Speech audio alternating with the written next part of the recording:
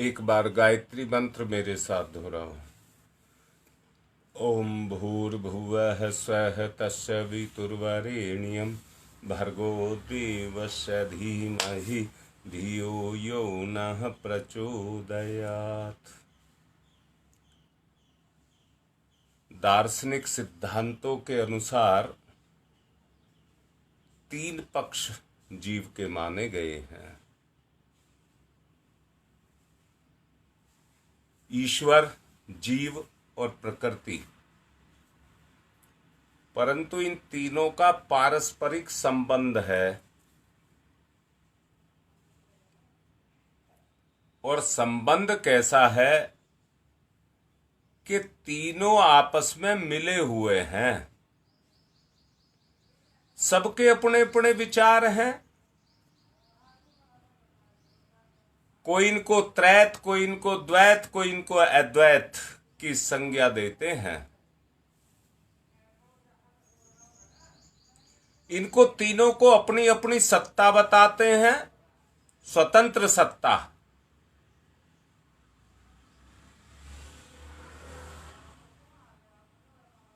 और इसी को द्वैत ब्रह्म और माया पुरुष और प्रकृति 2 सत्ताएं मानते हैं। उनकी दृष्टि में जीव इन दोनों ही संबंधों में ऐसा ही है जैसा दिन और रात का मिलन।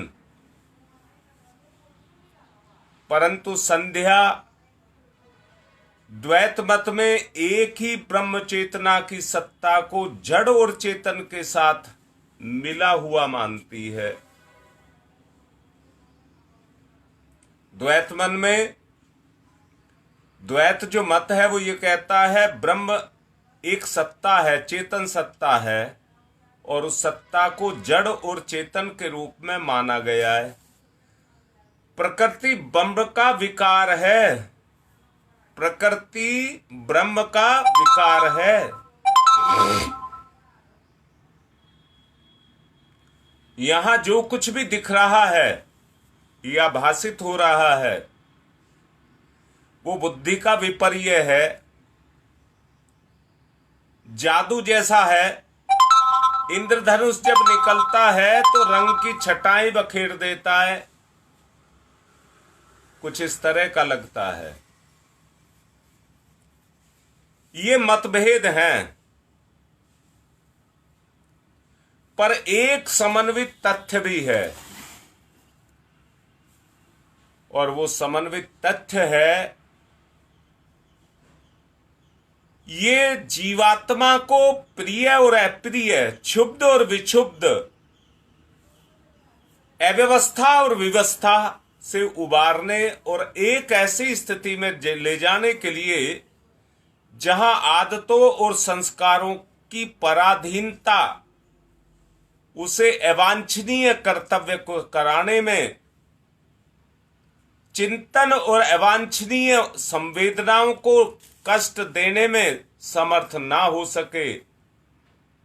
समस्त विपन्नताएं, जड़ और पराधीनता जीवन का आनंद उठाने में उसी तरह की व्यवस्था पैदा करती हैं, और इसी को बंधन कहते हैं।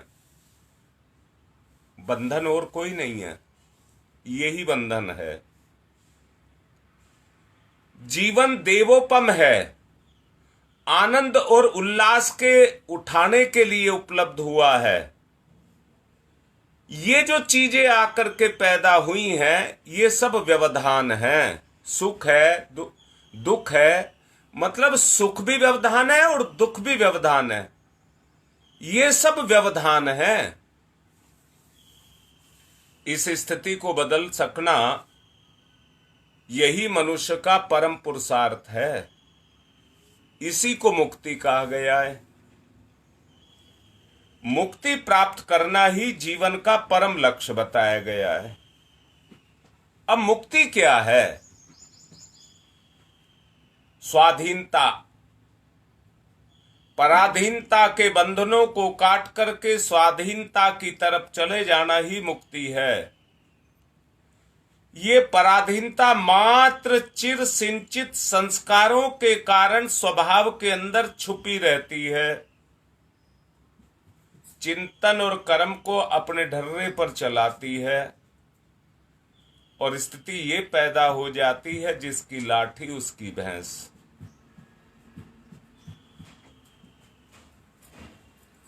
बहुत अच्छे से एक बात कहना चाहूंगा, शरीर की पराधीनता वासना के बंधन है जो जीव को शरीर के रूप में बुरी तरह से घसीटते हैं और उसका स्वास्थ्य चौपट कर देती है, दीर्घ जीवन से वंचित कर देती है और नित्य सत्कर्म में निरत रह करके जो समृद्धियां सफलताएं प्राप्त करने के स्थान पर कुछ ऐसा करते रहने के लिए मजबूर करती है जिनके कारण व्यक्ति को रुग्णता,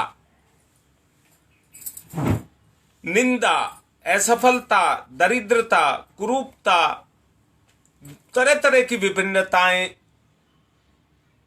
जो जीव के ऊपर छाई रहती हैं, आए दिन आदमी के सामने खड़ी रहती हैं।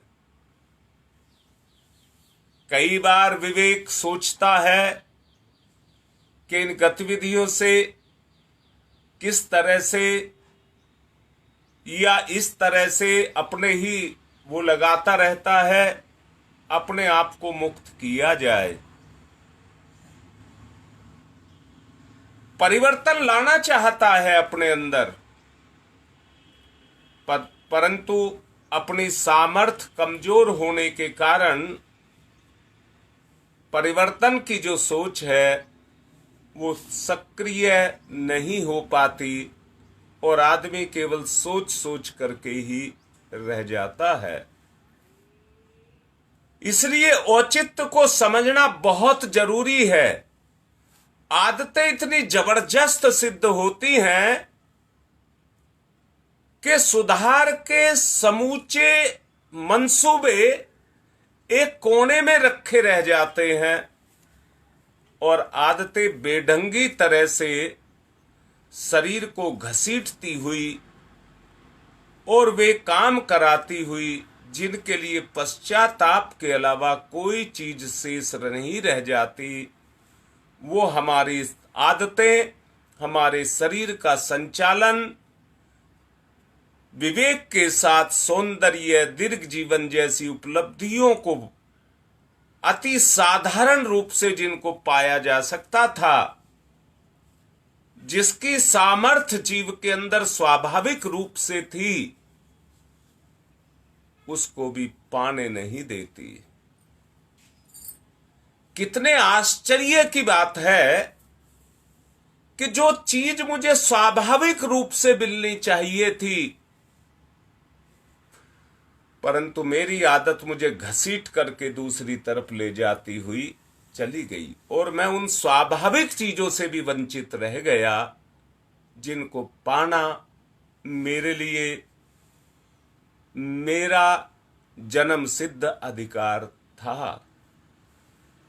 सफलताएं पुरुषार्थ और पराक्रम के आधार पर मिलती हैं, जिनके परिणाम स्वरूप जीवन लाभ मिलता है, उनकी कल्पना मात्र से आंखें चमकने लग जाती हैं। दुर्बल शरीर इंद्रिय सुख की लिप्सा पर जमाव या कहिए आदतों का जमावड़ा लगा रहता है। साधन उपस्थित होने पर भी उसका समुचित आनंद नहीं ले पाता। भोजन का आनंद कड़ाके की भूख के अंदर आता है। गहरी निद्रा का लाभ टूट करके मेहनत करने वाले को ही मिलता है। आलस्य के अंदर देखना, सोने वाला खूब सो लेता है, परंतु यदि आलसी है तो आलस्य के कारण प्रमाद को अपने अंदर धारण करके व्यवस्थित दिनचर्या का बनाना और उस पर निष्ठा पूर्वक आरूढ़ होकर के चलना, वो सफलताओं का प्रधान आधार है, परंतु हो नहीं पाता।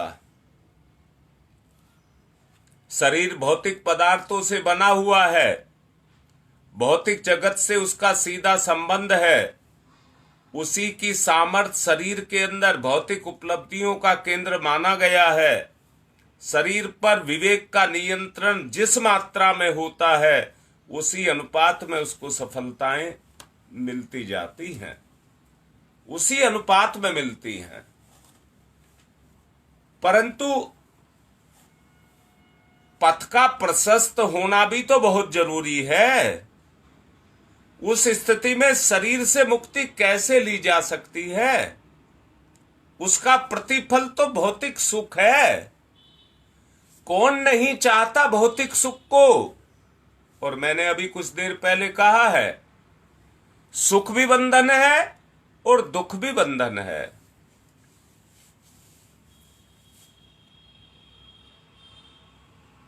इसलिए अगर बंधन से मुक्त होना है तो हमारा दूसरा शरीर है, जिसको हम सूक्ष्म शरीर कहते हैं, सूक्ष्म शरीर कहते हैं। उस क्षेत्र में हमारा चिंतन उसी ढर्रे से ढला हुआ है, जिसकी प्रतिक्रिया ही हमें अर्ध विक्षिप्त स्तर की बनाए रखती है। कितने प्रकार की सनकें, बहम, कितने प्रकार के मति भ्रम हमारे ऊपर लदे हुए हैं। यदि उन्हें ठीक तरह से समझा जा सके तो ये तुम्हें पता लगेगा कि विवेकवान व्यक्ति की तुलना में चालू आदमी निसंदेह पागल है, पागल। तब तुम्हें इस बात का पता लगेगा।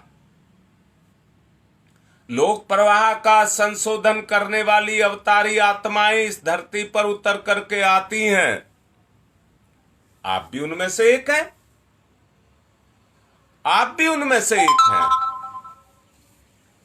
और वो सामाजिक प्रचलनों में जो गंदे नाले जैसी गंदगी उनके अंदर भरी रहती है, जन मान्यताओं के रूप में लोगों के प्रचलित ढर्रे को ही अपने सुहावने जो उनको लगते हैं, कुरीतियां, मूढ़ मान्यताएं, अंधविश्वास के सहारे जाने कितने उपहासप्रद कार्य भ्रांतियों के कारण मस्तिष्क में जड़ जमा करके बैठे रहते हैं। सोचो, सोचो, इन प्रचलित भ्रष्टाचार को अपने को ही ललचाता रहता है और विकृति चिंतन के अंदर पैदा करता रहता है, जिसके कारण मनुष्य ना जाने कितने तरह की बातों को सोचता रहता है, जो उसका वास्तविक मूल दायरा था उससे वो हटा रहता है। बंधन की परतें चेतना पर मजबूती के साथ चढ़ी हुई रहती हैं। आप सच्चाई को देखिए। मैंने भ्रांति भ्रम की बात अभी कही थी। ऐसा कौन है जो आज की मान्यताओं में भटका हुआ ना हो, भटका हुआ ना हो। आप सच को देखिए। अगर आपको संगति, मैं यहां फिर से कह रहा हूं, इंसान का जीवन और कोई नहीं, उसके साथ जुड़ी हुई जो उसके कर्म है वो ही है। सच को ये देखो, अगर ईमानदारी से हम एक काम करना शुरू करें कि हमें आगे के लिए कोई बुराई खोदनी नहीं है, बस मन में एक ही चीज धारण हो जाए, जो मैंने किया है बस उसी को भोगूं, उसी को भोगूं, आगे के लिए कुछ भी पैदा ना करूं। तो सोच करके देखो, जब कर्म से पीछा छूटता जाएगा तो संस्कार से भी पीछा छूटता जाएगा, आदतों से भी पीछा छूटता चला जाएगा। जो आज हमारे स्वभाव के अंदर इच्छाएं आकर के बैठी हुई हैं, उनसे भी पीछा छूटता जाएगा। ये परिष्कार है, अपनी चेतना का परिष्कार है।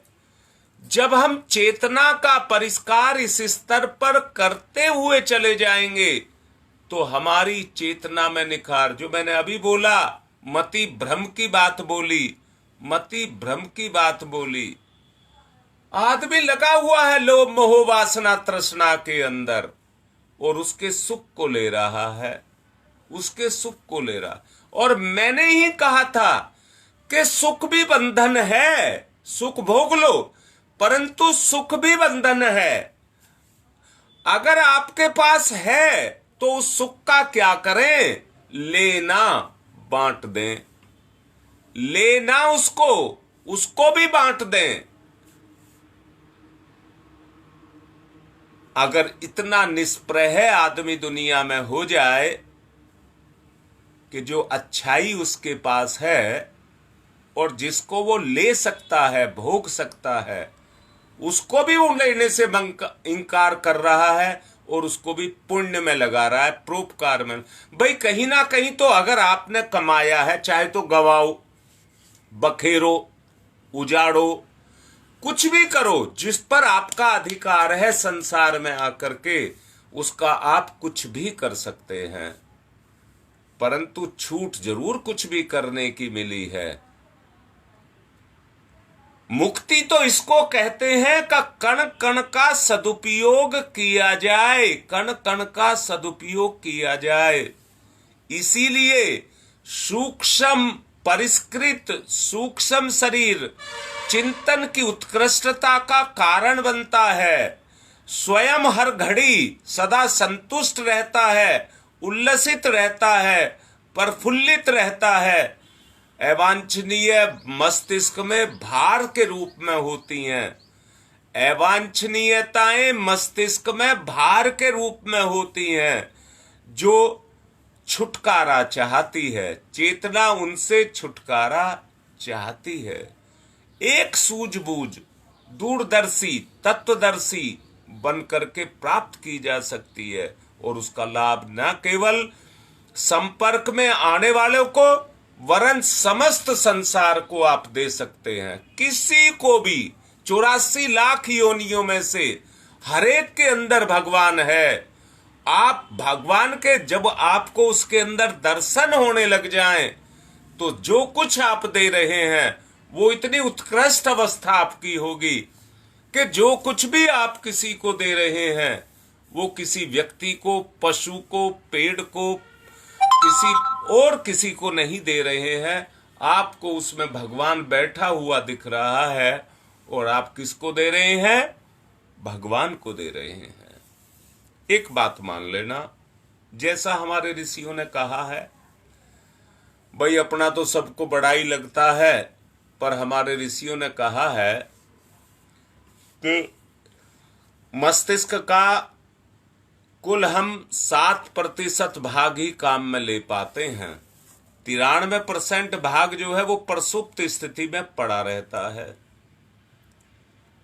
और मैं बहुत अच्छे से एक बात को मानता हूं, मैंने प्रैक्टिकली महसूस किया है, मैं व्यक्तिगत अपना राय दे रहा हूं, आप भी शायद करते हैं। पता नहीं कहां से सारा जोश ढीला हो जाता है, जब करने बैठते हैं तो पता नहीं कहां से अंधकार छाने लग जाता है, प्रमाद आने लग जाता है, निंद्रा आने लग जाती है, जकड़न आने लग जाती है, जम्भाइयां आने लग जाती हैं। ये सब पता नहीं कहां से आने लग जाती हैं। ये हमारा मस्तिष्क जकड़ा हुआ है, मस्तिष्क जकड़ा हुआ है। जितना ये खुलता चला जाएगा उतना ही ये जो जकड़न है ये हटती हुई चली जाएगी। मैं आपसे कहता हूं, आप जलती हुई आग के सामने अपना हाथ लेकर के जाओ तो इसके भी रोम खिलने लग जाते हैं, खुलने लग जाते हैं।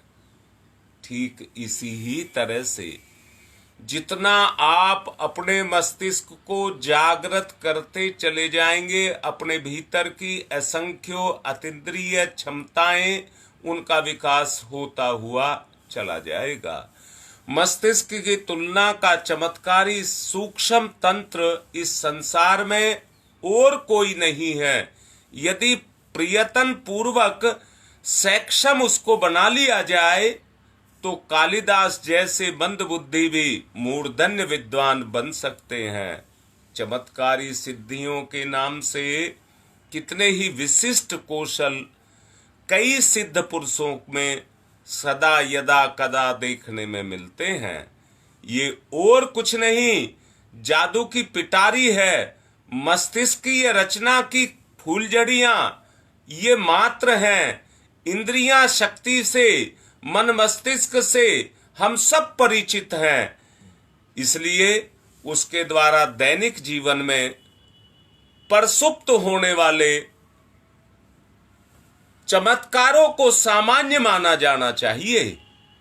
अचेतन मस्तिष्क इसीलिए अपनी जागृत अतीन्द्रिय शक्ति अद्भुत रूप से, अलौकिक रूप से उसको महसूस होती हैं।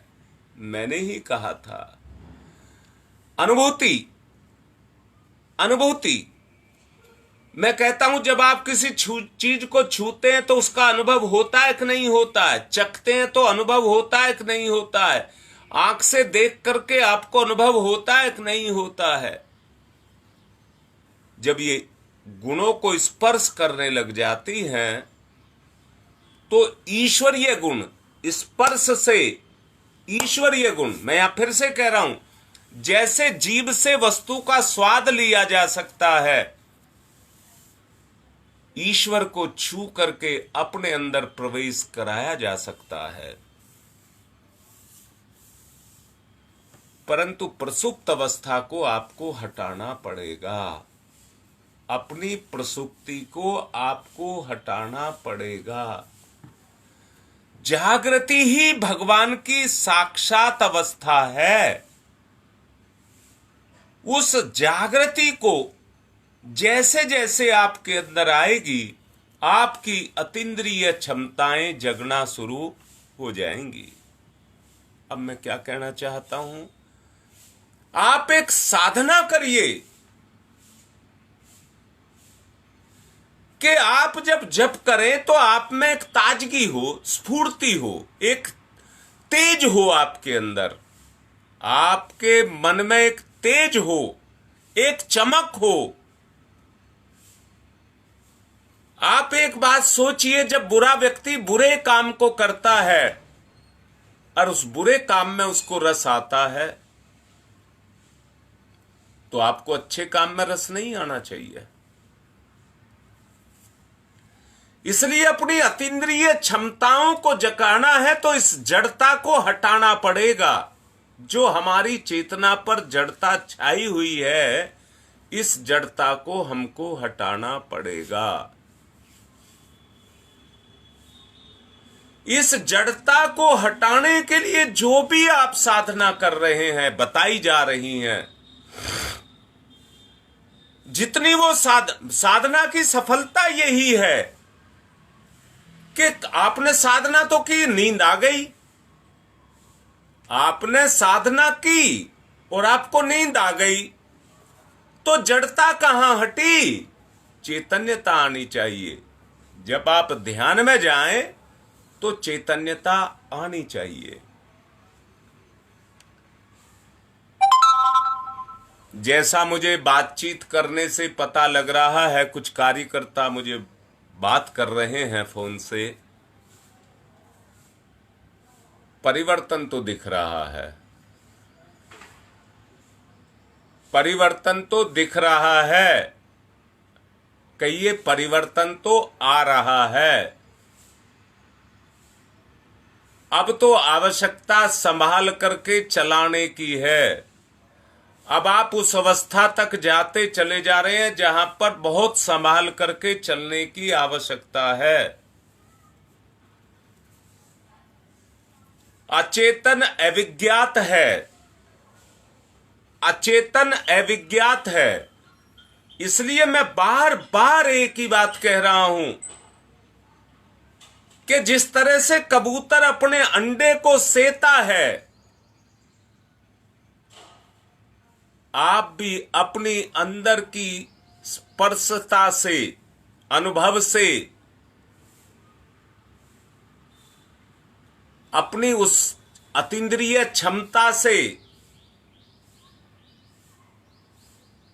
महसूस करें, अनुभव करें अपने अंदर छुपे हुए प्रभु को। मैंने कल कहा था, हर आदमी का मन है, कोई माता जी को प्यार करता है, कोई गुरुदेव को प्यार करता है। वो प्यार ही पोषण है। आपकी चेतना का वो प्यार ही पोषण है। जितना वो प्यार आपका बढ़ता चला जाएगा, उतना ही पोषण आपका होता हुआ चला जाएगा। इसलिए अचेतन अविज्ञात जो आपके अंदर है, उसकी जागृत और अतीन्द्रिय शक्तियां अद्भुत हैं, अलौकिक मानी गई हैं, पर वस्तुतः चमत्कार जैसी कोई चीज संसार में है नहीं। हमारे सामने प्रकट हुई है तो चमत्कार है। कल एक बच्ची का भी फोन आया था कि मेरी जिंदगी में तो चमत्कार हो गया, परंतु मैंने कहा बेटा ये चमत्कार नहीं है, ये यथार्थता है जिसको तुमने पुरुषार्थ के द्वारा निखारा है। कुछ बच्चे अनुष्ठान का वास्तव में दिखावा नहीं कर रहे हैं, पूरी प्राण प्रण से, पूरी चेतना से वो इस कार्य का संचालन कर रहे हैं। मैं भी आपसे कहूंगा, बार बार कहता चला जा रहा हूं, मंत्र की औपचारिकता पूरी मत करना, और आप करते भी नहीं है, मुझे इतना विश्वास है आप करते भी नहीं है। अगर कहीं गड़बड़ पैदा होती है तो हमारा संस्कार निकल करके आता है, जो प्रमाद पैदा करता है, विकार पैदा करता है। मैंने आपको समझाया था, इनको जड़ से उखाड़ना है, इनको खत्म करना है। मैंने कहा था, पहाड़ के ढेरों को खिसका रहे हैं, जो पाप के पहाड़ लगे हुए हैं जिंदगी के अंदर, वो खिसक रहे हैं। सब कुछ आपकी साधना पर निर्भर कर रहा है। अब बहुत दिन नहीं बचे हैं, जब बच्चे का पेपर का समय आता है तो अपनी पूरी ताकत लगा देता है, पूरी ताकत लगा देता है कि अब समय नहीं है, ज्यादा से ज्यादा नंबर लेकर के आने हैं, तो पूरी जान लगा दीजिए। मैं भी आपसे ये कह रहा हूं, यही समय है जब अपनी साधना में अपना पूरा मनोबल, पूरा प्रचंड शक्ति को लगा दीजिए। अरे आपको क्या समझ नहीं आ रहा, दिखाई नहीं दे रहा? अरे प्रमाद में और किसी चीज को नहीं कह रहा हूं, जो आपको जम्भाइयां आती है, आपका मन नहीं लगता, आपको नींद सी आने लग जाती है, इसको हटाना है, इसको भगाना है। कमर कस लीजिए। अगर ये आपने हटा दिया तो अंदर एक चमक आएगी, आपके अचेतन के अंदर एक चमक आएगी, और जब वो चमक आएगी उसमें आप काम करना शुरू करेंगे तो वो चमक चमक नहीं, दमक बन जाएगी, सहज और स्वाभाविक हो जाएगी, सतत और निरंतर आपके अंदर हो जाएगी, आप में परिवर्तन को ला करके खड़ा कर देगी। आज जहां सुख आपको भौतिक उपलब्धियों में लगता है,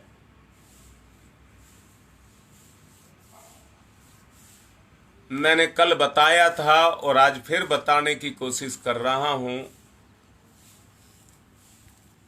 एक ही चीज की उत्पत्ति है, वो है इच्छा। इच्छा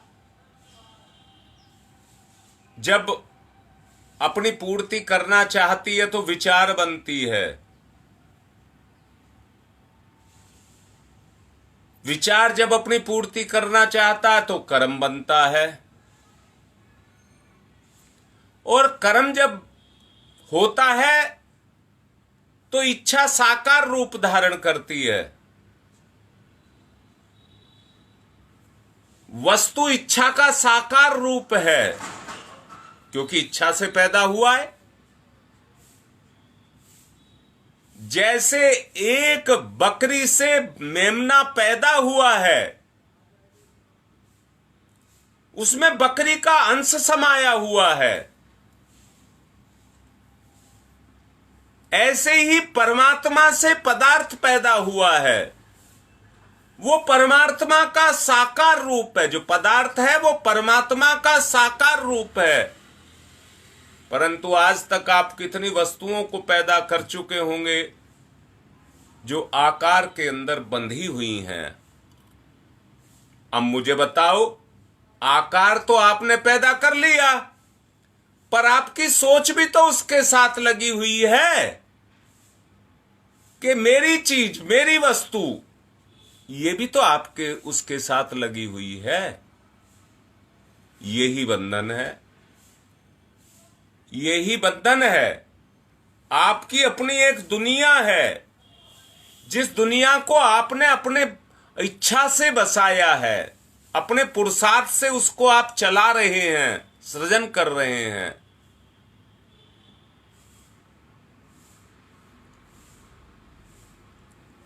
बहुत अच्छे से इस बात को कह रहा हूं,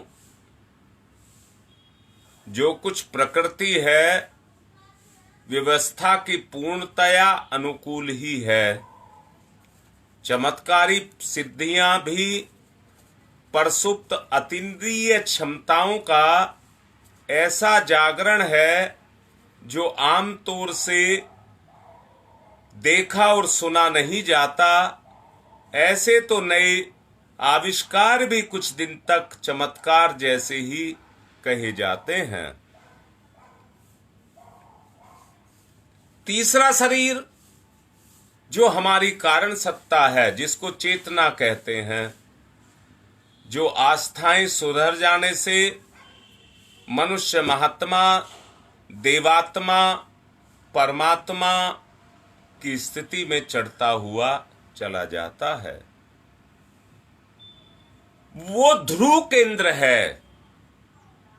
परमात्मा आपकी जीव सत्ता का ध्रुव केंद्र है, जहां आत्मा और परमात्मा का पारस्परिक पतला सा संबंध सूत्र जुड़ता हुआ दिखाई देता है। उसे तनिक सा और परिष्कृत कर लेने पर, अगर उसे कर लिया जाए, तो वो चेतना, ब्रह्म चेतना, जीव चेतना के विशिष्ट संबंध को स्थापित कर सकती है और ऐसी आदत का आदान प्रदान पथ का प्रशस्त कर सकती है, जिसके आधार पर नर नारायण का अवतरण प्रत्यक्ष रूप से अपने अंदर देखा जा सकता है। ऐसी स्थिति में पहुंची हुई आत्माओं की जो स्थिति होती है, वो देव संज्ञा के अंदर आती है। देवात्माओं की अलौकिकता की कथा आपने सुनी होगी, पुराणों से वो भरी हुई है, उसमें सारी प्राचीन गाथाएं हैं। उन्हें देव पुरुषों में प्रत्यक्ष रूप से देखा जाता है।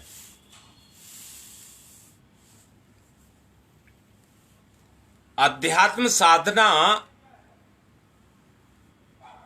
की पृष्ठभूमि का संक्षेप में, छोटे रूप में इतना सा अगर समझ लिया जाए तो तत्व ज्ञान के जिज्ञासु को इस निष्कर्ष पर पहुंचना होगा कि मनुष्य को मिली हुई तीन शरीर रूपी तीन सत्ताएं, तीन विभूतियों के रूप में मिली हैं, जगत की सबसे बड़ी ईश्वर प्रदत्त उपलब्धि है ये तीनों। इन तीन क्षेत्रों में जो विकृतियां हैं, जो घुस गई हैं, उन्हीं के कारण ये जीव निकृष्ट स्तर का, दीन दयनीय स्थिति का बन करके रह रहा है। प्रकृति का भौतिक अवतरण अनावश्यक और अवांछनीय भार से लदा हुआ है। पिता और पुत्र का वियोग जिस तरह से पैदा हो जाता है,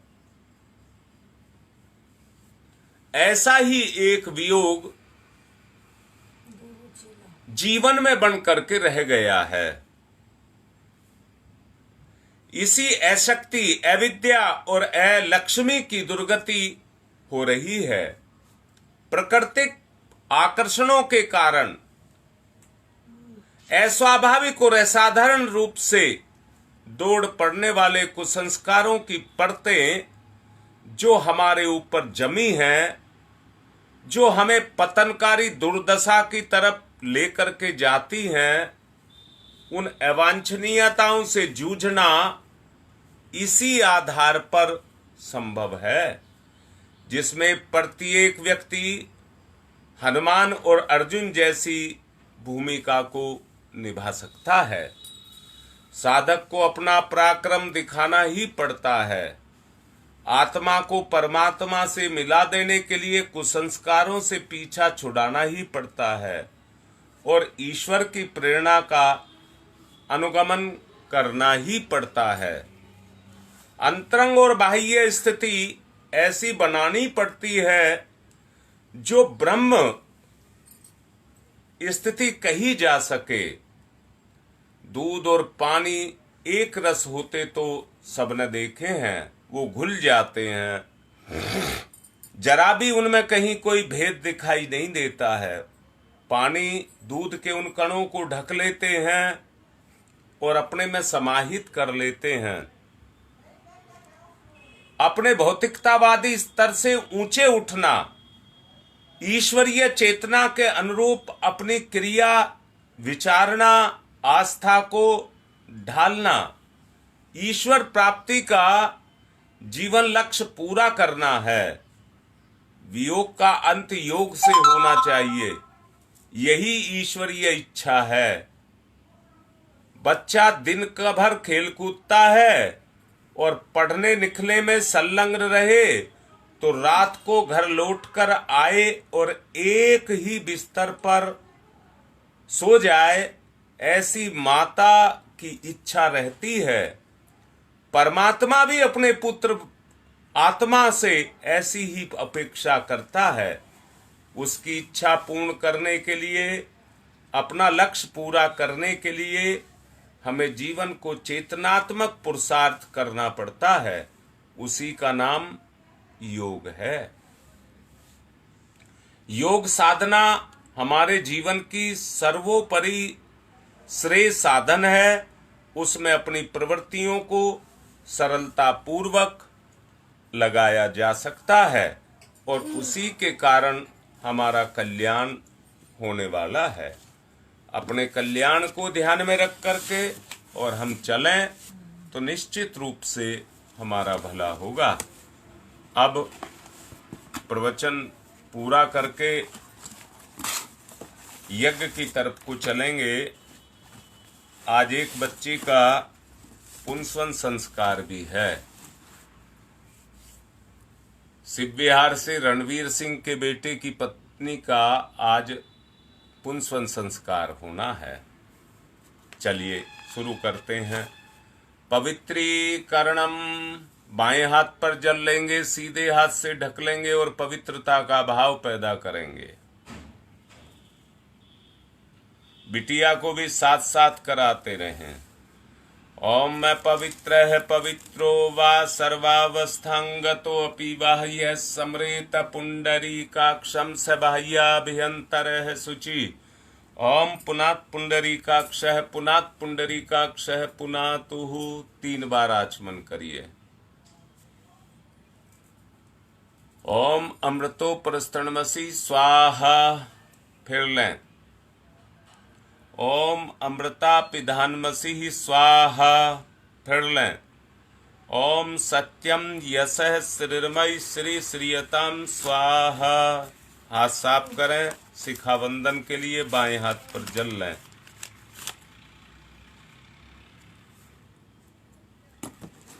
ओम चिद्रूपिणी महामायी दिव्य तेज समन्विते तिस देवी शिखा मध्य तेज वृद्धिम कुरुष्वमेव। न्यास करें, मेरे साथ दोहराएं। ओम वांगमय आशय अस्तु मुख को। ओम नशोर में प्राणवस्तु नासिका के दोनों छिद्रों को। ओम अक्षणोर में चक्षुरस्तु दोनों नेत्रों को। ओम कर्णयोर में श्रोत्रमस्तु दोनों कानों को। ओम बाहुर में बलमस्तु दोनों भुजाओं को। ओम उर्वोर में ओजवस्तु दोनों जंघाओं को। अब समस्त शरीर पर। ओम अरिष्टानि व्यंगानि तनुस्तन्वा में सहसंतु पृथ्वी पूजनम। धरती माता पर एक आचमनी जल छोड़ेंगे और पूजन करेंगे। ओम पृथ्वी तया धरता लोका देवी त्वं विष्णुना धरता त्वं च धार्य माम देवी पवित्रम कुरु च। एक दूसरे को तिलक लगाओ। ओम चंदनस्य महत्यपूर्णम पवित्रम पापनाशनम आपदाम हरते नित्यम लक्ष्मी तिष्ठति सर्वदाम। जिन्होंने कलावा नहीं बांध रखा हो वो बांध ले, जिन्होंने बांध रखा है कलावा पकड़कर संकल्प लें। ओम व्रतेन दीक्षा मापनोति दीक्षा यापनोति दक्षिणाम दक्षिणाम श्रद्धया मापनोति श्रद्धया सत्यमाप्यते। अब कलश का पूजन करेंगे। ओम तत्त्वायामि ब्रह्मणा वन्दमानस्तदा शास्ते यजमानो हविर्भिः अहेडमानो वरुणेह बुद्ध्यर्षः वंशमानयायुः प्रमोसीः। ओम मनुरजुतिरजुसतामाजस्य बृहस्पतिर्यज्ञमिमं तनुत्वरिष्ठं यज्ञवंशमिमं दधातु। विश्वे देवास ह्यमादियन्ताम्। ओम प्रतिष्ठः। ओम वरुणाय नमः। आवाहयामि स्थापयामि ध्यायामि। गंधाक्षतम पुष्पाणि धूपम दीपम नैवेद्यम समर्पयामि। अब दीपक का पूजन करेंगे।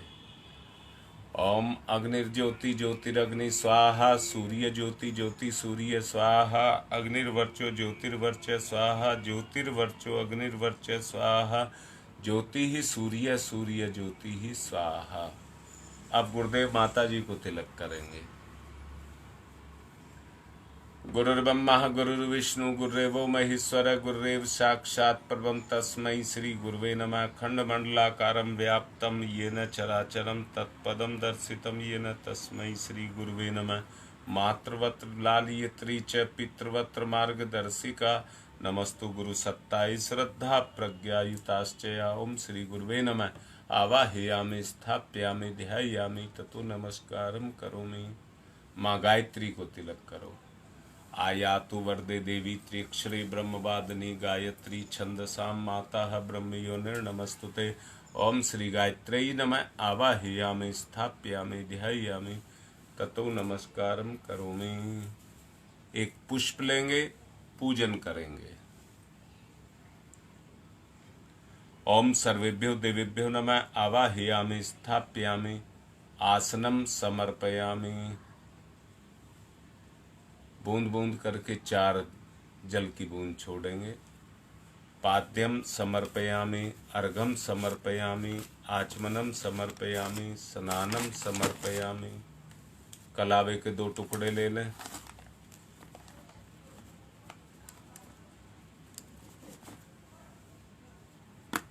वस्त्रम समर्पयामि यज्ञोपवीतम समर्पयामि। तिलक करिए। गंधम विलेपयामि। चावल अक्षतानि समर्पयामि। पुष्पाणि समर्पयामि।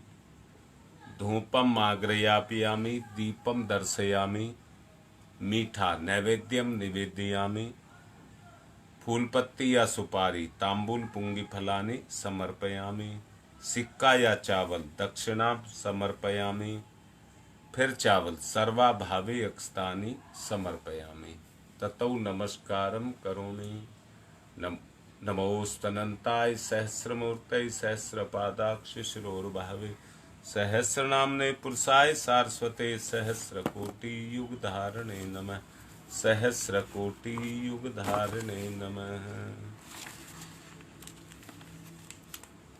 अब रक्षा विधान करेंगे। बाएं हाथ पर चावल लेकर खड़े होकर के जिस दिशा में कहा जाए उस दिशा में चावल छोड़ेंगे।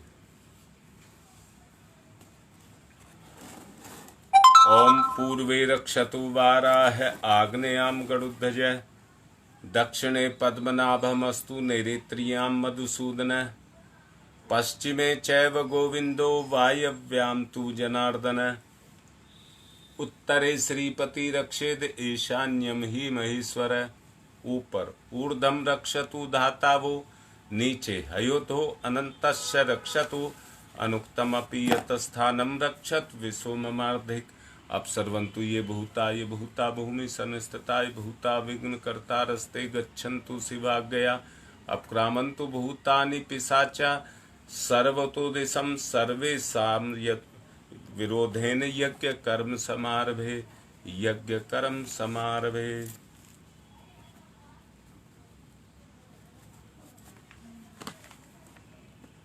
जिसको अपनी आहुति डलवानी हो वो लिख दें। अब ऋषियों का आवाहन करेंगे।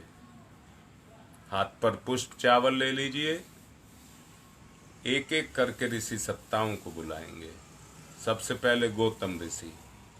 श्रोत्र कर्म के संप्रदाय का जिनने किया परिवर्तन था, अग्निहोत्र की परंपरा में किया सुखद संशोधन था, उन सभी प्राणियों के जो प्रिय उन गौतम ऋषि को आज नमन।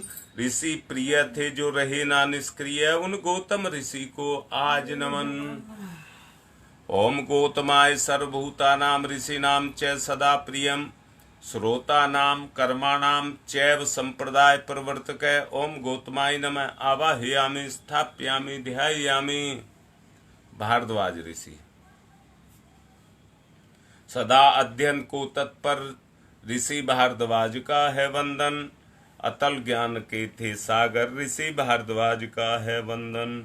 हे ऋषिवर, ये भाव भरा आमंत्रण है, स्वीकार करें। हम सबका आतिथ्य यज्ञ में आकर अंगीकार करें। ओम भारद्वाज नमस्तुते सदा अध्ययन तत्पर आवाहयामि यज्ञे अस्मिन् पूज्यं प्रतिगृह्यताम्। ओम भारद्वाजाय नमः आवाहयामि स्थापयामि ध्यायामि ततो नमस्कारं करोमि। विश्वामित्र ऋषि। तेजस्वी प्रज्वलित अग्नि से तप की जो प्रतिमूर्ति बने, गायत्री की प्रतिष्ठापना करके जग की पूर्ति बने, उन ऋषि विश्वामित्र को करते हम सब नमन। यहाँ कृपा करें ब्रह्म ऋषि, आपका हो सुकर आगमन यहाँ। ओम विश्वामित्र नमस्तुभ्यं ज्वलद अग्नि संप्रभम अध्यक्षीकृत गायत्री तपो रूपेण संस्थिता। ओम विश्वामित्राय नमः आवाहयामि स्थापयामि ध्यायामि ततो नमस्कारं करोमि। कश्यप ऋषि का आवाहन। हे कश्यप ऋषि, सदा आपको जगती ने सम्मान दिया और आपने प्राणी मात्र को विपुल दया का दान दिया। है प्रार्थना हमारी, हम पर भी कुछ कृपा करें ऋषिवर। हम सब की पूजा अर्चा स्वीकार स्वयं यहाँ आकर करें। ओम कश्यप सर्वलोकाढ्य सर्वदयाकार असि त्वं प्रथयामि सह पूज्यं प्रतिगृह्यताम्। ओम भारद्वाजाय नमः आवाहयामि स्थापयामि ध्यायामि ततो नमस्कारं करोमि। अब जमदग्नि ऋषि का आवाहन। हे ऋषि श्रेष्ठ जमदग्नि, जिन्हें बिल्कुल समान हर सुख दुख था, और कठोर तप के सुतेज से जो जलायमान मुख था। तपोमूर्ति उस ऋषि का होता आज यहाँ न आवाहन है। उन महायज्ञ में उन्हीं पूज्यवर का वंदन अभिनंदन है। ओम जब तग्नि महातेजा तपसा जलती हतम आवाहियामि यज्ञे अस्मिन् पूज्यतम प्रतिगृह्यताम। ओम भारद्वाजाय नमः। आवाहियामि स्थाप्यामि ध्यायामि। ऋषि वशिष्ठ का आवाहन। सबके परम हितैषी ऋषिवर आप धर्मपूर्ति मूर्ति बने। कार्य कुशल इतने के जग के हर समय अनुकूल रहे। जनहित से जन की पीड़ा से जिनका भरा सदा मन है। उन मुनि श्रेष्ठ वशिष्ठ पूज्यवर का सादर आवाहन है। ओम नमस्तुभ्यं वशिष्ठाय कर्म कृते महामुने धर्म रूपाय महते लोकानाम हितकारिणे। ओम वशिष्ठाय नमः। आवाहयामि स्थाप्यामि ध्यायामि। अब अत्रि ऋषि का आवाहन।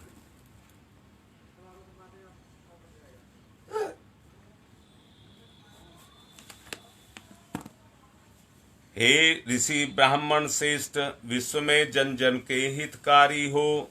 तपय पूत है, सत्य रूप है, तेजस्वी व्रतधारी हैं। हे महान अत्रि ऋषि, आपको बारंबार नमस्कार हम सबका है। आज आप पर भी ऋषिवर कुछ यज्ञ भार हम सबका है। ओम अत्रै नमस्तुभ्यं सर्वलोक हितैषिणे तपो रूपाय सत्याय मित्र तेज से। ओम अत्रै नमः। आवाहयामि स्थाप्यामि ध्यायामि ततो नमस्कारम करोमि। मां अरुंधति का आवाहन। सुख सौभाग्य प्रदायत्री माता बालक शीश झुकाते हैं। इस पुनीत बेला में हे ऋषि माता तुम्हें बुलाते हैं। हम अबोध बालक हैं माता, कर लो पूजा ग्रहण अभी। यहाँ यज्ञ मंडल में होवे ममता का अवतरण अभी।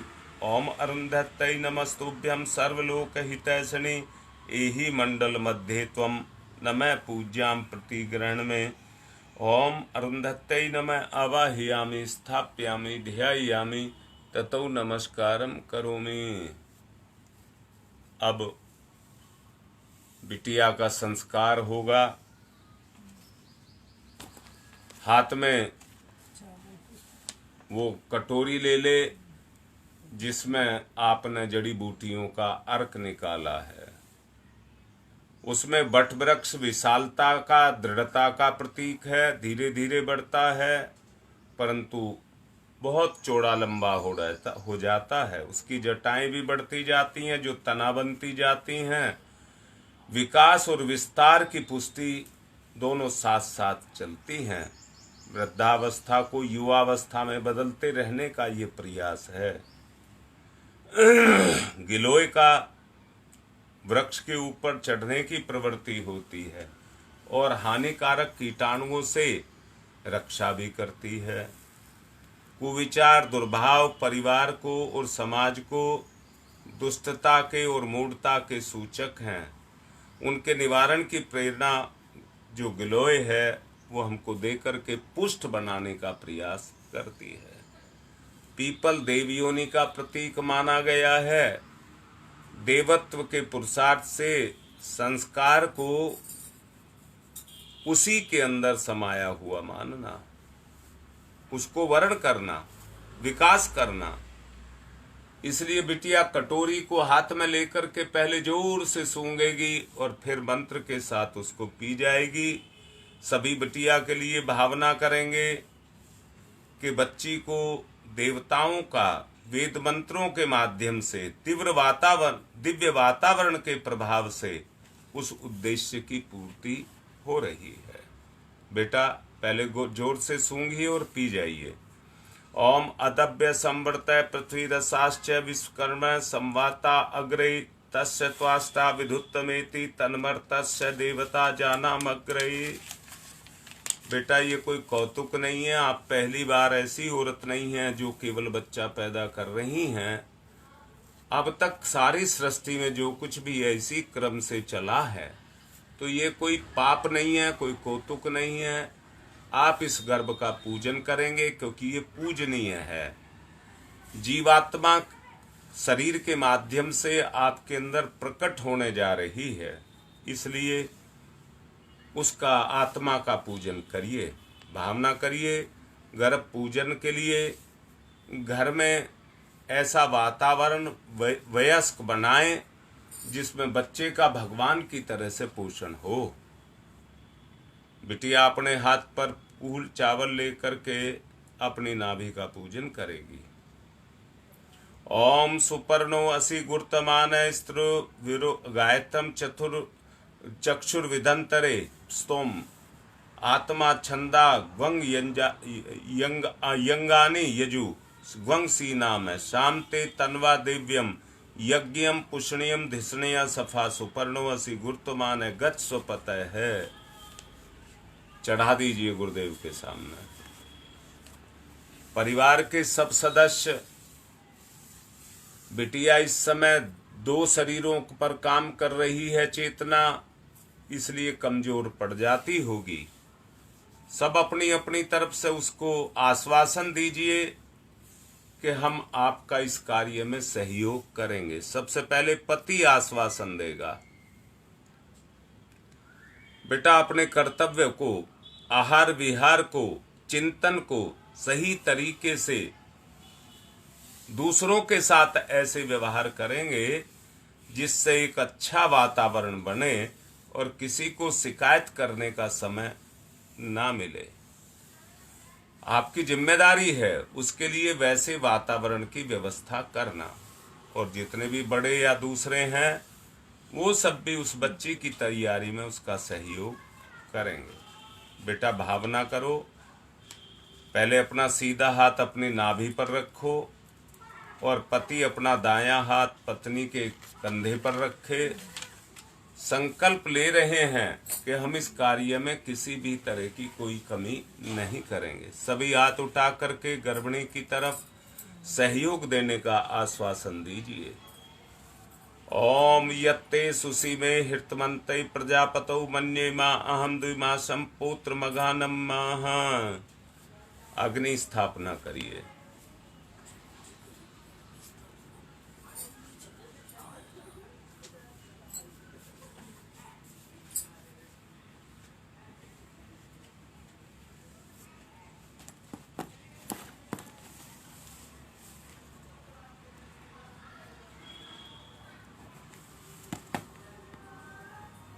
ओम भूर्भुवः स्वः द्यौरिव भूम्नः पृथिवीवरिम्नः तस्यास्ते पृथिवी देव यजने अग्ने मनाद मन्नाधाया दधे अग्निम दूतम पुरो दधे हव्यवाहमुपबुर्वे देवामासादयादिह।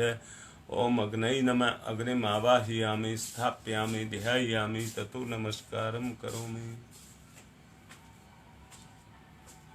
समिधा लीजिए और दोनों तरफ से घी लगाकर स्वाहा पर समर्पित। ओम अयंत इदमात्मा जात वेद से स्तेने देवर्दस्य चे देवर्दय चास्मान प्रजया पशुर्वर्चसे अन्नादेन समेत दये स्वाहा। इदम अग्नि जात वेद से इदम नमम। दूसरी ओम समिधाग्निम दुवशत धृतय बोध्यतातिथिम आस्मिन हव्य जुहोतनय स्वाहा। इदम अग्नि इदम नमम। तीसरी ओम सुसमिधाय सूचि से घृतम तीव्रम जुहोतन अग्नि जातवेद से स्वाहा। इदम अग्नि जातवेद से इदम नमम। चौथी ओम तम त्वा समित भृंगिरो घृतेन वर्धयामसि ब्रह्मोच्छाय विष्टये स्वाहा। इदम आग्नेय अंगिर से इदम नमम। जल प्रसेचन करिए। कुंड के बाहर जिस दिशा में कहा जाए थोड़ा थोड़ा जल छोड़ेंगे। ओम अदिते अन्मन्यस्व इति पूर्वे। ओम अनुमते अन्मन्यस्व इति पश्चिमे। ओम सरस्वताय अन्मन्यस्व इति उत्तरे। अब दक्षिण से चारों तरफ। ओम देव सवितः परशुव परशुव यज्ञपतिम भगाय दिव्यो गंधर्व के तपुः केतम न पुनातु वाचस्पति ही वाचम न स्वदतु। घी की 7 आहुति दो। ओम प्रजापतये स्वाहा इदम प्रजापतये इदम नमः। ओम इंद्राय स्वाहा इदम इंद्राय इदम नमः। ओम सोमाय स्वाहा इदम सोमाय इदम नमः। ओम अग्नये स्वाहा इदम अग्नये इदम नमः। ओम भूः स्वाहा इदम अग्नये इदम नमः। ओम भुवः स्वाहा इदम वायवे इदम नमः। ओम स्वः स्वाहा इदम सूर्याय इदम नमः। गायत्री मंत्राहुति। ओम भूर्भुवः स्वः तत्सवितुर्वरेण्यं भर्गो देवस्य धीमहि धियो यो न प्रचोदयात् स्वाहा इदं गायत्री इदं नमः। ओम भूर्भुवः स्वः तत्सवितुर्वरेण्यं भर्गो देवस्य धीमहि धियो यो न प्रचोदयात् स्वाहा इदं गायत्री इदं नमः। ओम भूर्भुवः स्वः तत्सवितुर्वरेण्यं भर्गो देवस्य धीमहि धियो यो न प्रचोदयात् स्वाहा इदं गायत्री इदं नमः। ओम भूर्भुवः स्वः तत्सवितुर्वरेण्यं भर्गो देवस्य धीमहि धियो यो न प्रचोदयात् स्वाहा इदं गायत्री इदं नमः। ओम भूर्भुवः स्वः तत्सवितुर्वरेण्यं भर्गो देवस्य धीमहि धियो यो न प्रचोदयात् स्वाहा इदं गायत्री इदं नमः। ओम भूर्भुवः स्वः तत्सवितुर्वरेण्यं भर्गो देवस्य धीमहि धियो यो न प्रचोदयात् स्वाहा इदं गायत्री इदं नमः। ओम भूर्भुवः स्वः तत्सवितुर्वरेण्यं भर्गो देवस्य धीमहि धियो यो न प्रचोदयात् स्वाहा इदं गायत्री इदं नमः। ओम भूर्भुवः स्वः तत्सवितुर्वरेण्यं भर्गो देवस्य धीमहि धियो यो न प्रचोदयात् स्वाहा इदं गायत्री इदं नमः। ओम भूर्भुवः स्वः तत्सवितुर्वरेण्यं भर्गो देवस्य धीमहि धियो यो न प्रचोदयात् स्वाहा इदं गायत्री इदं नमः। ओम भूर्भुवः स्वः तत्सवितुर्वरेण्यं भर्गो देवस्य धीमहि धियो यो न प्रचोदयात् स्वाहा इदं गायत्री इदं नमः। ओम भूर्भुवः स्वः तत्सवितुर्वरेण्यं भर्गो देवस्य धीमहि धियो यो न प्रचोदयात् स्वाहा इदं गायत्री इदं नमः। ओम भूर्भुवः स्वः तत्सवितुर्वरेण्यं भर्गो देवस्य धीमहि धियो यो न प्रचोदयात् स्वाहा इदं गायत्री इदं नमः। अब विशेष आहुति पहले बिटिया के लिए। थोड़ा खीर ले लेंगे और घी ले लेंगे। सभी प्रार्थना करेंगे बच्चे में देवत्व का पोषण हो।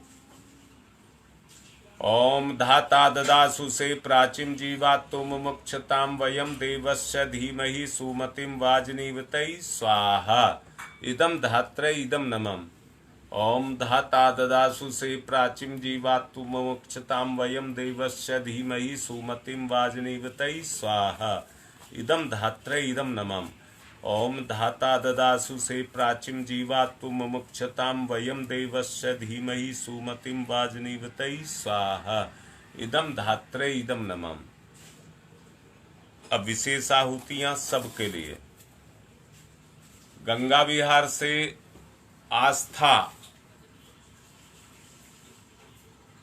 उसकी तबीयत ठीक नहीं है, उसके लिए गंगा विहार से ही सालू की भी तबीयत ठीक नहीं है, और बहपुरा भदोई से संजय के पिताजी की काफी दिन से तबीयत ठीक नहीं है, और गंगा विहार से ही रश्मि के पिताजी की भी तबीयत काफी दिन से ठीक नहीं है।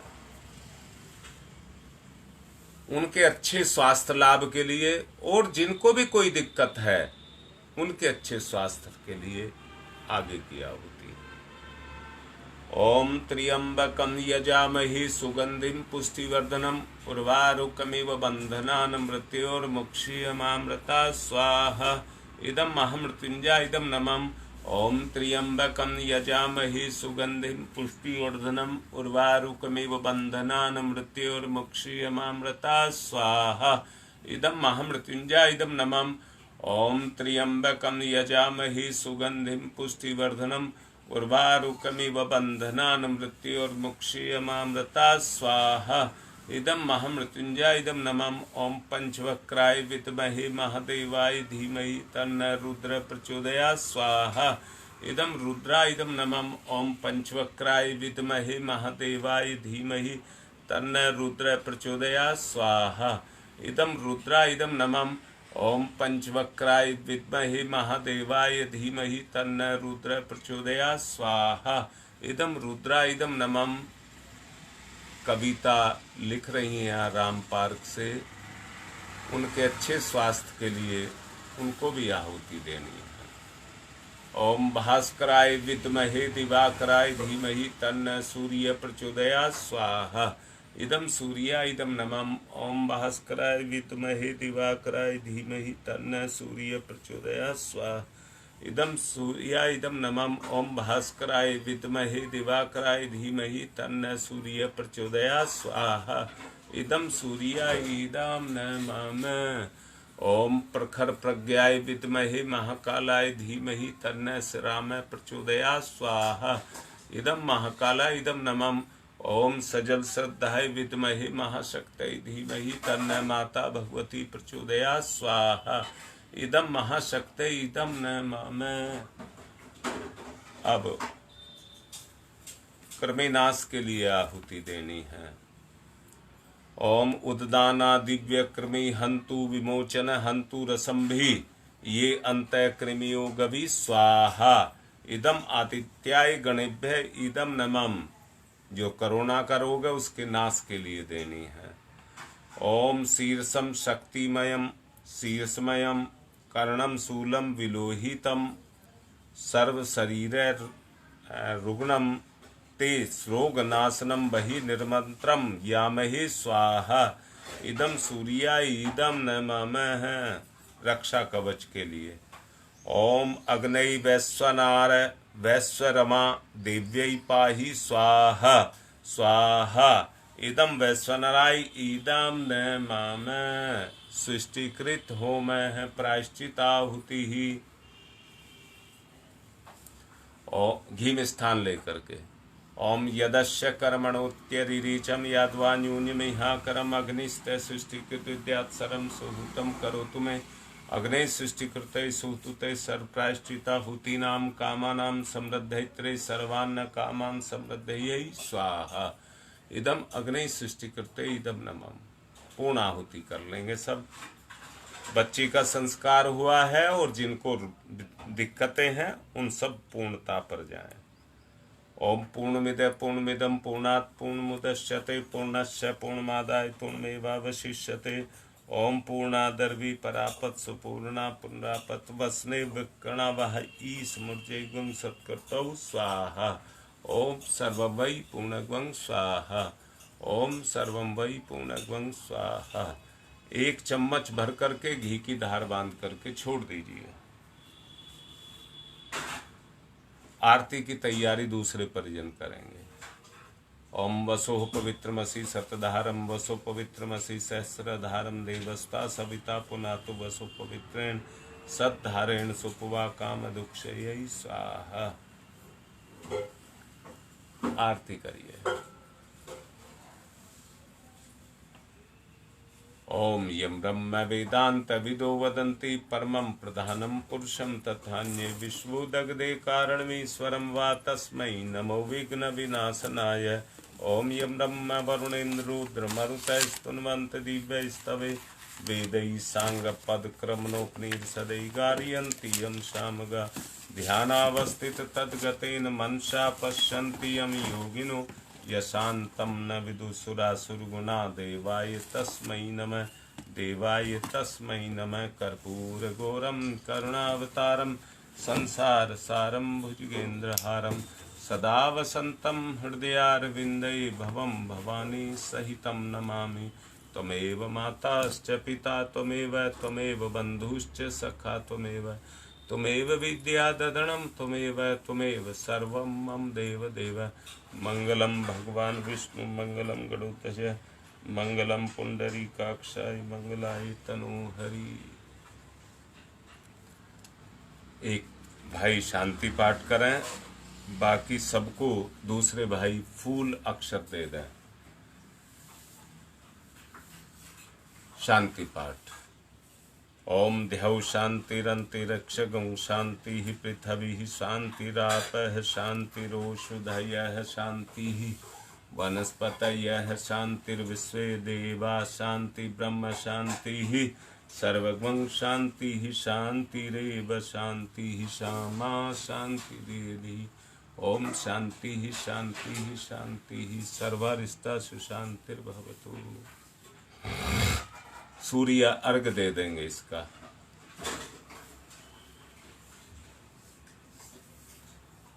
ओम सूर्य देव सहस्रांशो तेजोराशे जगतपते अनुकंपते माम भक्ते गणार्गम दिवाकरम सूर्याय नमः आदित्याय नमः भास्कराय नमः।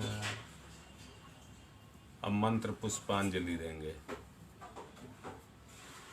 ओम यज्ञेन यज्ञमयी जंत देवातानि धर्माणि प्रथमान्यशन्ते हनाकं महिमान् चक्षत्र यत्र पूर्वे साधया सन्ति देवा। मंत्र पुष्पांजलिं समर्पयामि देवदक्षिणां समर्पयामि। जिन्होंने अनुष्ठान रखे हैं वो विदा नहीं करेंगे और जिन्होंने अनुष्ठान नहीं रखे हैं वो विदा कर दें। चावल लेकर के कुंड में छोड़ दें। ओम यान्तु देवगणा सर्वे पूजा मादाय माम किम इष्टकाम समिध्यर्थम पुनरागमनाय च। संपन्न हो गया। ओम शांति ही शांति ही शांति।